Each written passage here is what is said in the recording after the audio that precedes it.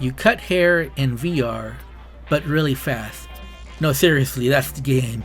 You snip hair in VR, but really fast. Hi, I'm Fast Lawyer. Today we're going to review Bizarre Barber, a game where you cut hair in VR. Does it work?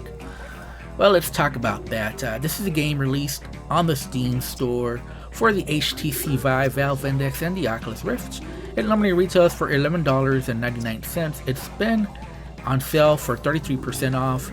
I got this game through Viveport Infinity, and I'm glad I got it that way because this is a game that I have mixed feelings about after playing it and completing the game. It definitely has unique and interesting gameplay. I've never quite played a game quite like this one, and it definitely has an interesting art style, and even the music soundtrack is a little on the interesting side. Not my cup of tea, but I think other people might enjoy the soundtrack more than I did. But I definitely enjoyed the visuals. This is running on the Unity engine, and for the most part it ran fine for me on my 1060 GTX, usually at 90 frames per second. I did notice a few drops, especially when there were lots of hectic gameplay and lots of stuff going on screen, but for the most part it ran fine, and it really didn't affect gameplay all that much. And it's definitely interesting as far as the gameplay. So you have to cut hair very fast, but the thing is you have to move around. You gotta time your cuts right. The objects are moving, they're twisting, they're going all around, and you want to be careful because obviously you don't want to injure your customers. You want to cut as much of the hair as possible for that high score. There's 13 different levels and 7 different worlds, and there is a bit of variety to the gameplay. Some of them will go up and down, some of them will twist around. There's bombs to avoid, otherwise your scissors get smaller. There's little power-ups that'll turn your scissors into blades where you can cut hair much faster. And you're gonna have to move around your play space and try to get some hard-to-reach areas and time those cuts correctly. So you do need a bit more than standing room, at least the ability to move a step to the left and a step to the right and be able to reach around for this gameplay. I did enjoy it, but I would have loved to see more variety to the gameplay. So it's fun for the first playthrough. I got a good workout. I was sweaty by the end of this game. It really gets hectic right at the end. It gets super challenging towards the end, and you really gotta snip fast and move all around and try to get the right angle and time some of them correctly, and some of them just seem impossible. However, for me, it just needed more. There just wasn't enough variety. I personally would have liked if you could grab the scissors versus having them glued to your hand. So basically the way it works is your left hand is the left handle and your right hand is the right handle for the scissors. So they're just like glued to you, and you just make a motion where you put your motion controllers together and move them apart to make that little snipping motion on your scissors. I would like to be able to grab them wherever I want, kind of like, almost like a bonework system, if that's possible, to grab the scissors.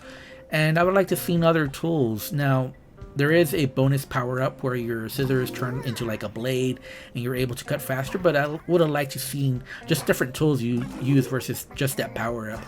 One where you use a sword, or maybe use an axe, maybe use a chainsaw. There's different tools. An axe would have been something very interesting to use. Maybe you have like throwing axes as well. I think that would have brought a lot of variety to the gameplay and made it more interesting. Definitely something that you'd want to play the level again just to play it with a different tool. But by keeping with the scissors, there isn't just enough here. And I want to say that my estimate is that I finished the game in 1.5 hours. I'm not 100% positive on that, but I want to say it took me 1.5 hours, and I just have no real interest in playing the levels again, even to get higher scores, just because it wasn't interesting enough.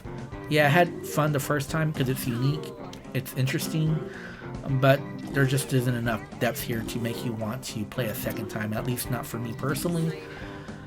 Maybe if you have a family with kids, you'd feel different, because this is something the whole family could play and maybe just challenging each other and give it some longevity that way. But just the game itself for me wasn't interesting enough to want to play a second time.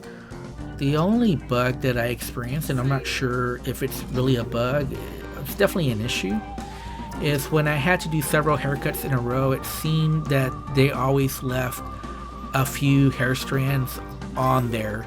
Even though you made like a perfect cut, it would still leave at least a hair strand or two on there. And there really is no way to do the haircut any better than I did on some of those cuts, and it would still leave a few hair strands on there, which was a little frustrating, but not a big issue. This is more of a high score game. This is sort of just like an arcade game where you move around and you just go for a high score, and it's just a matter of timing it right, moving your hands really fast, and just moving around and avoiding the dangers and getting the power-ups. So if you are interested in this gameplay, this might be the game for you. Personally, for me though, I just think it's priced a little too high for the quality and quantity of the content. I'd like to see this price just a bit lower. I really think something like $8 would have been the better normal retail price. So for me, this is a buy on sale recommendation. I'm going to give this a 6 out of 10. If you liked my review, don't forget to like, comment, and subscribe. And as always, please have a wonderful day. Goodbye.